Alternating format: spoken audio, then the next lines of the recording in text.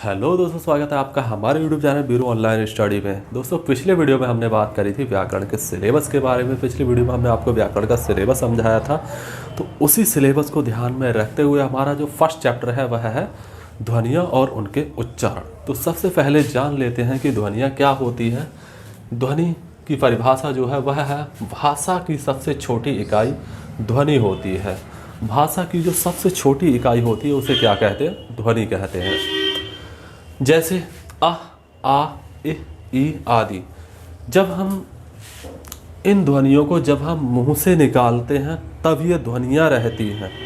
ठीक है, अ, आ, इ, ई आदि को जब मुख से बोला जाता है तब इन्हें ध्वनियाँ कहते हैं। जैसे ही इनको लिख दिया जाता है, लिखने से पहले यानी जब तक हम इन्हें मुंह से बोल रहे हैं, कहीं भी लिख नहीं रहे हैं, तब तक ये ध्वनियाँ रहती हैं। जैसे ही इनको लिख दिया जाता है वैसे ही यह वर्ण बन जाते हैं। ठीक है, वैसे ही ये वर्ण कहलाते हैं। तो ध्वनि हो गई आपकी, जब तक लिखी नहीं जाएगी तब तक ध्वनि रहेगी, जब तक मुंह से बोली जाएगी तब तक वह ध्वनि रहेगी। जैसे ही लिख दी जाएगी उसके तुरंत बाद वह वर्ण बन जाएगी। तो वर्ण क्या है? प्रत्येक भाषा में ध्वनियों को लिखने के लिए कुछ चिन्ह, ये चिन्ह है। ये आ ध्वनि का चिन्ह है। ठीक है, यह दीर्घ आ ध्वनि का चिन्ह आ। ठीक है, यह इ का चिन्ह है, यह ई का चिन्ह है। ठीक है, तो ये जो चिन्ह है ध्वनियों के चिन्ह है। ध्वनि अब जब तक हमने इसको लिखा नहीं था आ, ठीक है, आ, इ, ई, ठीक है, जब तक इनको लिखा नहीं था तब तक ये क्या थी? ध्वनियाँ थीं। जैसे ही हमने इनको यहाँ लिख दिया, हमने ध्वनि का चिन्ह बना दिया। ठीक है, अब ये क्या हो गए? वर्ण हो गए। तो प्रत्येक भाषा में ध्वनियों को लिखने के लिए कुछ चिन्ह निश्चित कर लिए जाते हैं। ठीक है, और प्रत्येक ध्वनि के लिए अलग अलग चिन्ह होता है, अलग अलग चिन्ह होता है। जैसे हमारी जो हिंदी व्याकरण है उसमें कितनी ध्वनियाँ हैं? 52 ध्वनियाँ हैं।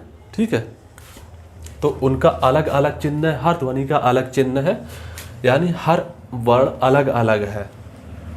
तो वही बताया गया है यहाँ पर कि प्रत्येक ध्वनि के लिए अलग अलग चिन्ह होता है। इन्हीं चिन्हों को क्या कहते हैं? वर्ण कहते हैं। इन्हीं चिन्हों को वर्ण कहा जाता है, वर्ण कहते हैं इनको। ठीक है, तो ध्वनि आपको समझ में आ गई कि जब तक ध्वनि को लिखा नहीं जाएगा, सिर्फ बोला जाएगा, तब तक वह ध्वनि रहेगी। जैसे ही ध्वनि को यहाँ लिख दिया जाएगा उसके बाद वह वर्ण बन जाएगी। तो कहने का तात्पर्य यह है कि ध्वनि और वर्ण एक ही है। ठीक है, ध्वनि और वर्ण एक ही है। ध्वनि क्या है? जब तक बोली जाएगी तब तक वह ध्वनि रहेगी। जैसे ही लिख दी जाएगी उसके बाद वह वर्ण बन जाएगा।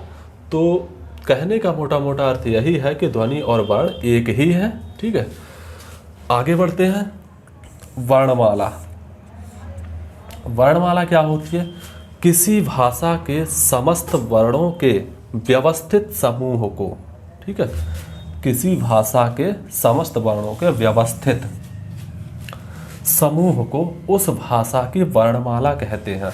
अब व्यवस्थित समूह को उस भाषा की वर्णमाला कहते हैं। तो ऐसा तो है नहीं कि इनको व्यवस्थित क्रम में ना लिखें हम तो ये वर्णमाला नहीं कहलाएगी। ठीक है, तो इनको व्यवस्थित क्रम में हमको लिखना पड़ेगा। आ के बाद दीर्घ आ आए, ठीक है, ई के बाद दीर्घ ई आए, ऐसा व्यवस्थित क्रम, ठीक है, क्या कहलाएगा? उस भाषा का वर्णमाला कहलाएगी। ठीक है, तो ये हो गई आपकी ध्वनि, वर्ण और वर्णमाला। वर्णमाला की अब हम देखते हैं कि वर्णमाला में कौन कौन से वर्ण आते हैं हमारी हिंदी वर्णमाला में, और कितने स्वर होते हैं, कितने व्यंजन होते हैं, तो वह हम विस्तार से अभी सीखेंगे। आप इसका स्क्रीनशॉट ले लेना या फिर आप इसको नोट करते जाना।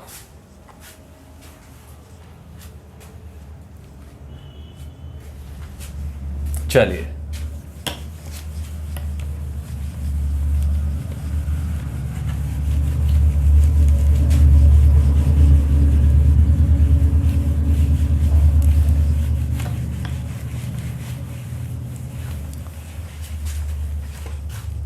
अब हमारी वर्णमाला स्टार्ट होगी।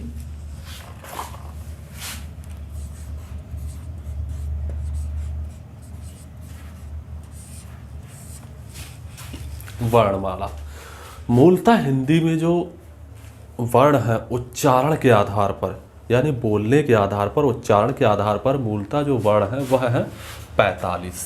ठीक है, 45, कुछ लोग 45 मानते हैं और कुछ 44 भी मानते हैं। अभी हम आपको समझाएंगे अच्छे से कि 44 कैसे हुए और 45 कैसे हुए, और लिखित रूप में कितने हैं, 52 वर्ण हैं। ठीक है, कैसे 44 है, कैसे 45 है और कैसे 52 है, अब हम इनको देख लेते हैं। हमारी जो हिंदी के वर्णमाला है उसमें जो वर्णों की संख्या है वह लिखित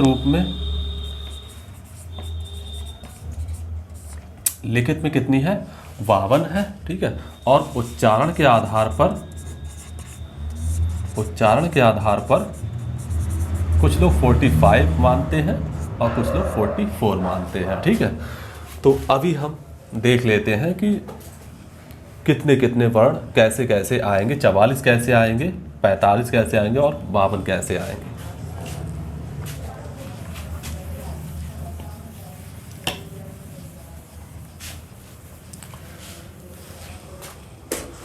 तो सबसे पहले स्वर लिखते हैं हम।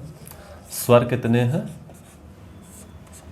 मूलतः स्वर कितने हैं, 11 माने जाते हैं। ठीक है,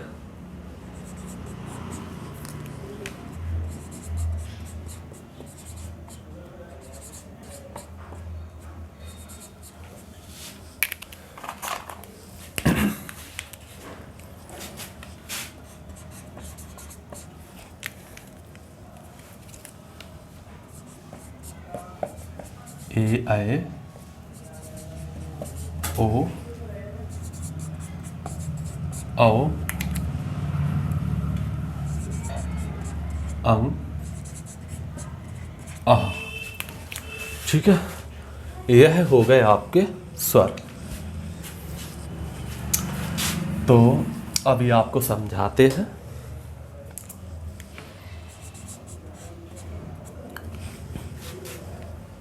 आ आ ई उ, सॉरी एक वर्ड यहाँ छूट गया है,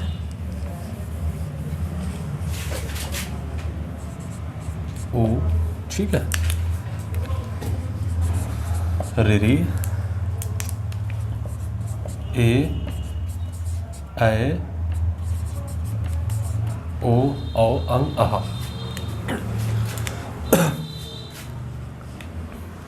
आ आ ई उ ऊ रिरी, ए ऐ ओ औ अंग और आह। इनको तो भैया बोला जाता है आपका अनुस्वार, इनको विसर्ग, और ये बचे आपके, इनका उच्चारण रि की तरह होता है, तो इनको भी पूर्ण स्वर नहीं माना गया है। ठीक है, तो इन 3 को कम कर देंगे। अब कितने बचेंगे, 1 2 3 4 5 6 7 8 9 10। ठीक है, तो स्वर आपके हो गए 10 उच्चारण के आधार पर, और लिखित रूप में आपके कितने हो गए, 1 2 3 ये हो गए, 3 बराबर 13 है। लिखित में आपके 13 स्वर हो गए और वैसे हो गए आपके 10 स्वर। ठीक है, अंग आहा, अंग आता है आपका अनुस्वार में। ठीक है, आहा आता है आपका विसर्ग में, और रिरी आपका पूर्ण स्वर है नहीं, क्योंकि रिरी का जो उच्चारण होता है वह री की तरह होता है, री। ठीक है, रा पर छोटे ई की मात्रा री, इसकी तरह इसका उच्चारण होता है, तो इसको भी शुद्ध स्वर नहीं माना जाता है। ठीक है, यह भी शुद्ध स्वर नहीं है। बाकी शुद्ध स्वर बचे आपके कितने, 10। तो यह हो गए आपके 10 स्वर, प्लस 3 आपके कौन से हो गए, अनुस्वार, विसर्ग और अर्धस्वर। ठीक है, तो टोटल कितने हो गए, यह 13 हो गए।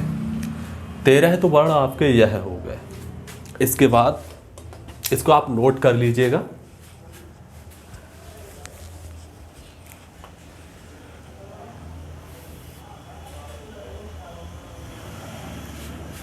चलिए,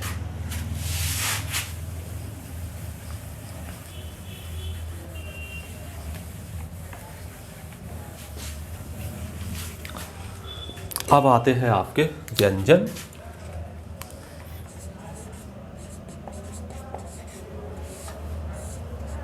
व्यंजन, ठीक है, जिसमें आपका क, ख, ग, घ और ङ, च, छ, ज, झ, य, ट, ठ, ड, ढ, ण, त, थ, द, ध, न, प, फ, ब, भ, म, ठीक है।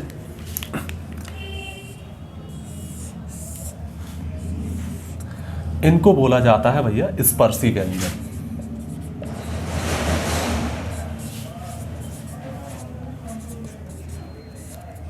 स्पर्शी व्यंजन, ठीक है। व्यंजन ऐसे लिखा है, लेकिन शुद्ध जो होता है वह यह होता है।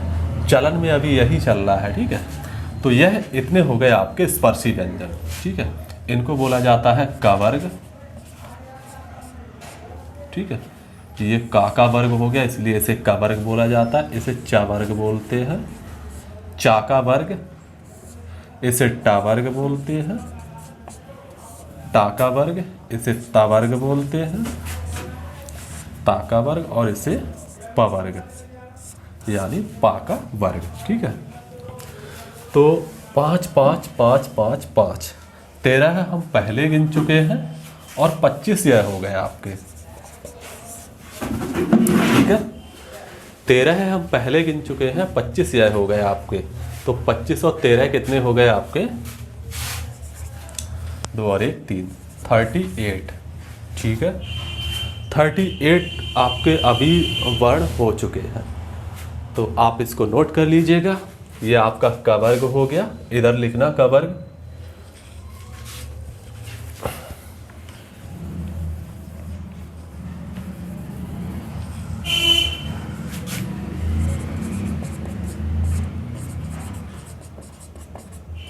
बात चल रही व्यंजन की, ठीक है। तो क वर्ग में आपका का खा गा घा ङा, चा वर्ग में आपका चा छा जा झा या, टा वर्ग में आपका टा ठा डा ढा णा, ता वर्ग में आपका ता था दा धा ना, पा वर्ग में आपका पा फा बा भा मा। और इन 25 लेटर को क्या बोलते हैं? स्पर्शी व्यंजन, ठीक है। एग्जाम में क्वेश्चन आता है, इनमें से कोई भी एक लेटर उठा के दे दिया जाएगा आपको और पूछा जाएगा कि इनमें स्पर्शी व्यंजन कौन सा है। जैसे निम्न में से स्पर्शी व्यंजन है, क्वेश्चन लिखा होगा, 4 ऑप्शन दे रखेंगे, ठीक है। जैसे यहां लिख दिया आपका अ, यहां लिख दिया आपका क्ष, यहां लिख दिया आपका या, और यहां लिख दिया आपका टा, ठीक है। क्वेश्चन बनता है, ये कई बार आ चुका है क्वेश्चन ये, कि निम्न में स्पर्शी व्यंजन कौन सा है। निम्न में स्पर्शी व्यंजन है, तो कौन सा स्पर्शी व्यंजन है? आ तो आपको पता है, आ तो आपका स्वर हो गया, ठीक है। क्ष आपका संयुक्त व्यंजन है, या आपका अंतस्थ व्यंजन है, बचा क्या? ट। आपको पता है कि हमारा जो स्पर्शी व्यंजन का जो वर्ग है उसमें हमारे 25 लेटर आते हैं, 25 वर्ण आते हैं, ठीक है। ये कितने हैं टोटल? 25 वर्ण होते हैं स्पर्शी व्यंजन। स्पर्शी व्यंजन कितने होते हैं? 25 होते हैं। तो आपको पता है कि हमारा टा है वह स्पर्शी व्यंजन है, तो आप टिक कर दोगे, ऐसे आपका क्वेश्चन एकदम सही हो जाएगा, ठीक है। तो स्पर्शी व्यंजन आपको समझ आ गए होंगे। क वर्ग क्या होता है? कभी कभी ऐसा भी क्वेश्चन बनता है क वर्ग, जैसे मतलब पूछ लिया जाता है, पूछ ही लेते हैं कभी कभी कि क वर्ग में कौन सा वर्ण आएगा, ठीक है। तो आपको क वर्ग का पता है कि हमारे क वर्ग में 5 व्यंजन आते हैं, ठीक है। च वर्ग में ये 5 आते हैं, ट वर्ग में ये 5 आते हैं, तो ठीक है। अब ये स्पर्शी रहा, तो आपका ये टिक हो जाएगा। इसको आप नोट कर लीजिए अच्छे से, या फिर आप स्क्रीनशॉट ले लेना इसका। चलिए 38 लेटर हो चुके हैं आपके।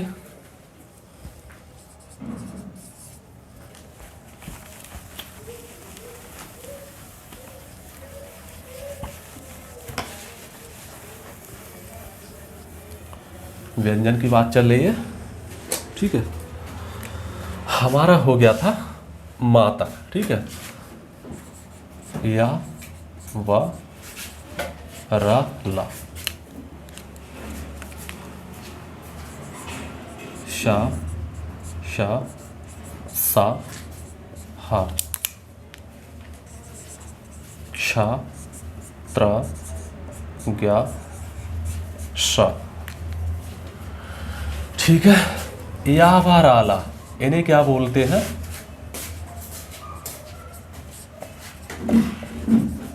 अंतस्थ व्यंजन, ठीक है।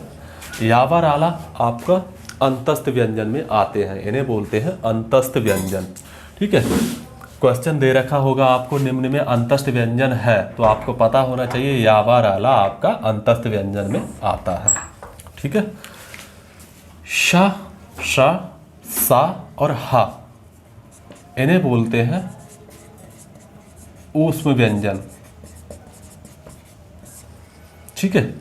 ये चार आपके ऊष्म व्यंजन की श्रेणी में आते हैं। क्वेश्चन आएगा कि निम्न में ऊष्म व्यंजन है या निम्न में ऊष्म व्यंजन कौन सा है। इनमें से कोई एक लेटर दे रखा होगा, बाकी कोई 3 अक्षर, कोई 3 वर्ण और होंगे। तो आपको जब पता रहेगा तो आप एकदम से टिक कर देंगे कि हमारा भैया यह ऊष्म व्यंजन है। अंतस्थ व्यंजन ये होगा, ऊष्म व्यंजन ये होगा। अच्छा, ऊष्म का क्या मतलब है? ऊष्मा। आप बोलकर देखेंगे इन चारों वर्णों को, तो इनमें ऊष्मा मतलब जीव जो अंदर से हवा जो हमारे निकलेगी इनको लेटर को बोलते टाइम, तो थोड़ी सी गर्म होकर निकलेगी, ठीक है। तो इसीलिए इनको क्या कहते हैं? ऊष्म व्यंजन, ठीक है। अच्छा, क्ष त्र ज्ञ श्र, इन्हें क्या बोलते हैं? संयुक्त व्यंजन। संयुक्त व्यंजन बोलते हैं क्योंकि इनमें क्या है, यह 2-2 वर्णों से मिलकर बने हैं। आगे बताएंगे कि ये कौन कौन से वर्णों से मिलकर बने हैं, इसीलिए इनको क्या बोलते हैं? संयुक्त व्यंजन। यानी इनमें इन चारों में 2-2 लेटर से मिलकर बने हैं ये, ठीक है। 2-2 वर्ण से मिलकर ये बने हैं, तो इन्हें क्या बोलते हैं? संयुक्त व्यंजन। ये आपके हो गए अंतस्थ व्यंजन, ये आपके हो गए ऊष्म व्यंजन, और यह आपके हो गए संयुक्त व्यंजन। 38 हमारे पहले हो चुके थे और 12 ये हो गए। कितने हो गए? 8 और 2 10, 3 1 4 और 1 5, 50 हो चुके हैं। अब बचते हैं 2, क्योंकि हम बता चुके हैं आपको कि लेखन के आधार पर हमारे जो हिंदी वर्णमाला में वर्ण होते हैं वह 52 होते हैं, तो हमारे 50 तो हो गए। अब 2 बचे हैं। 2 कौन से होते हैं? एक यह होता है अड़ा और एक ये होता है अढ़ा, ठीक है। ये आपका इस्तेमाल किस में होता है और ये आपका किस में इस्तेमाल होता है, ठीक है। जैसे बड़, नहीं बड़, पड़ा, ठीक है, पड़ा, खड़ा, ठीक है, यह इस्तेमाल होता है। और यह किस में इस्तेमाल होता है? पढ़ना, बढ़ना, ठीक है। यह यहाँ इस्तेमाल हो रहा है, यह यहाँ इस्तेमाल हो रहा है, ठीक है। इनको बोलते क्या है? तो इनको बोलते हैं भैया द्विगुण व्यंजन। इन्हें बोलते हैं द्विगुण व्यंजन, ठीक है। 2 ये हो गए आपके 50 प्लस 2, कितने हो गए टोटल? 52। यह हो गए आपके लेखन के आधार पर, ठीक है। लेखन के आधार पर कितने वर्ण होते हैं आपके? 52 वर्ण। हिंदी वर्णमाला में लेखन के आधार पर 52 वर्ण होते हैं, ठीक है। आप इनको अच्छे से नोट कर लीजिएगा और इनका विशेष ध्यान रखना। स्पर्शी व्यंजन, अंतस्थ व्यंजन, ऊष्म व्यंजन, संयुक्त व्यंजन, द्विगुण व्यंजन और बाकी मूल स्वर, कितने हैं, लेखन के आधार पर स्वर कितने हैं, ठीक है, अनुस्वार और विसर्ग जो कि आपको पहले बता चुके हैं। तो आप इनका विशेष ध्यान रखना, ज़्यादातर क्वेश्चंस इन्हीं सब से बनते हैं। तो आप इनका स्क्रीनशॉट ले लीजिए या फिर आप इनको नोट कर लीजिए। वैसे प्रॉपर नोट बनाते रहेंगे आप तो वो आपको बहुत फ़ायदेमंद रहेगा। नोट्स आपको बनाने चाहिए, आप इनको एक तरफ से लिखते जाएं तो आपको स्क्रीनशॉट तो इधर उधर भी हो सकता है, लेकिन आप अगर प्रॉपर वे में नोट्स बनाएंगे अच्छे से कलर पेन से तो अच्छा रहेगा, ठीक है। तो आप इसको लिख लीजिए या फिर आप इसका स्क्रीनशॉट ले लीजिए अभी।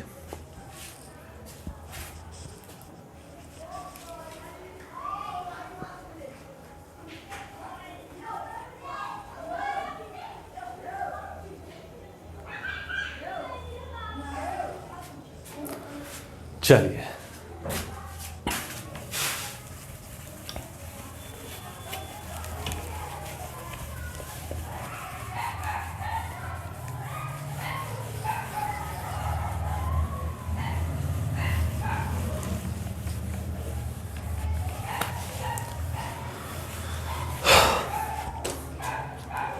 अब बात करते हैं, यह तो हो गए लेखन के आधार पर हमारे 52 वर्ड, ठीक है, 52 वर्ड्स सॉरी लेटर्स हो गए हमारे, 52 हमारे वर्ण हो गए लेखन के आधार पर। अब हम बात करते हैं उच्चारण के आधार पर हमारे जो 45 वर्ण हैं, कोई कोई 44 भी मानता है लेकिन हम 45 गिनेंगे, ठीक है। वह कौन कौन से हैं? तो सबसे पहले तो हम जो हमारे 10 स्वर हैं मूल उनको लिखेंगे। स्वर है हमारे अ,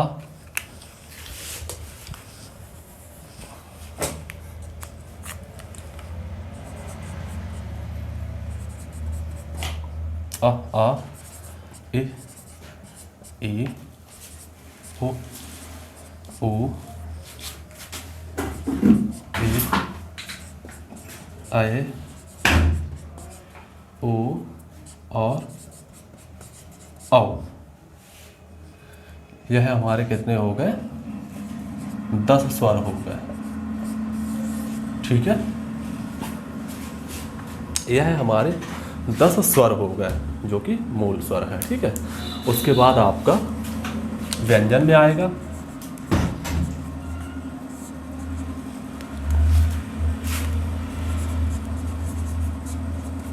क, ख, ग, घ, ङ, च, छ, ज, झ, य, ट, ठ, ड, ढ, ण, त, थ, द, ध, न, प, फ, ब, भ, म, ठीक है। ये क्या हो गए आपके? स्पर्शी व्यंजन हो गए।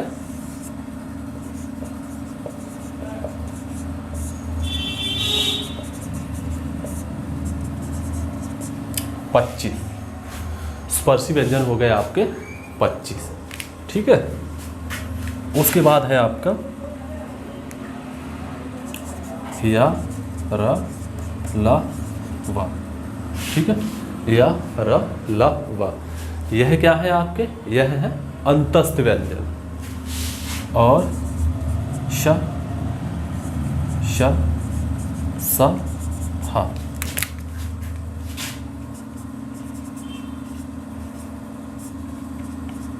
अंतस्थ व्यंजन।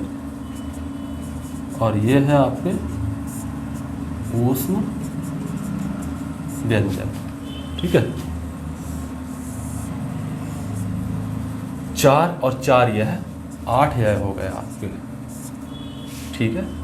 कितने हो गए? 25 10 35, 35 और 8 कितने हो गए? 43। बचे 2। अब 2 कौन से आएंगे? 2 वही आएंगे द्विगुण व्यंजन, ठीक है। 2 द्विगुण व्यंजन आएंगे आपके। द्विगुण व्यंजन कौन कौन से? एक यह आएगा आपका और एक यह आएगा पढ़ा, और ये अड़ा, अड़ा औढ़ा। ध्यान रखना जब भी आप लिखेंगे, अगर जैसे यह हो गया आपका, ठीक है, इसे ङा बोलते हैं। इसकी यह बिंदी यहाँ लगी होगी, ठीक है, इसका यह बिंदु यहाँ लगा होता है, यह ङा होता है ङा, और यह होता है अड़ा, अड़ा, ठीक है। तो इसका आप विशेष ध्यान रखना। जैसे लिखा होता है, आपने कई बार संस्कृत में लिखा देखा होगा लिंग, ठीक है, ऐसे लिखा देखा होगा लिंग। तो लिंग यह क्या करता है, ङा होता है। और हिंदी में लिंग कैसे लिख देते हैं, हिंदी में यहाँ लिख देते हैं, ठीक है। तो यह ङा अनुस्वार का काम करता है, ठीक है, इसे अनुस्वार बोलते हैं। तो यह अनुस्वार का काम करता है। इसमें और इसमें अंतर है, ठीक है। तो आप इसका विशेष ध्यान रखेंगे। यह द्विगुण व्यंजन में आएगा आपका और यह स्पर्शी व्यंजन में आएगा आपका। वैसे तो यह क्या है, अनुस्वार है, ठीक है। तो अब यह कितने हो गए आपके, 2 द्विगुण व्यंजन हो गए, 43 हमारे पार्ट हो चुके हैं, ठीक है। 25 स्पर्शी व्यंजन हो गए, 8 हमारे अंतस्थ और ऊष्म व्यंजन हो गए। तो 25 और 8 हो गए आपके 33, 10 यह हो गए हमारे 33 और 10 कितने हो गए 43, और 2 हो गए हमारे द्विगुण व्यंजन। यह हो गए हमारे 45 वर्ण। 45 वर्ण ये किसके आधार पर हो गए, उच्चारण के आधार पर, ठीक है। तो आशा करते हैं आपको ये सब समझ में आ गए होंगे अच्छे से। आप इनको नोट कर लीजिए और इनको अच्छे से पढ़ लेना, याद कर लेना, बिल्कुल रट डालना इनको एकदम। ज़्यादातर क्वेश्चन इन्हीं से बनते हैं, हमारी वर्णमाला से बहुत सारे क्वेश्चन बन जाते हैं, ठीक है।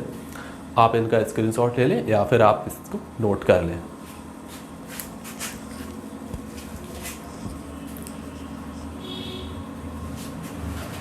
चलिए,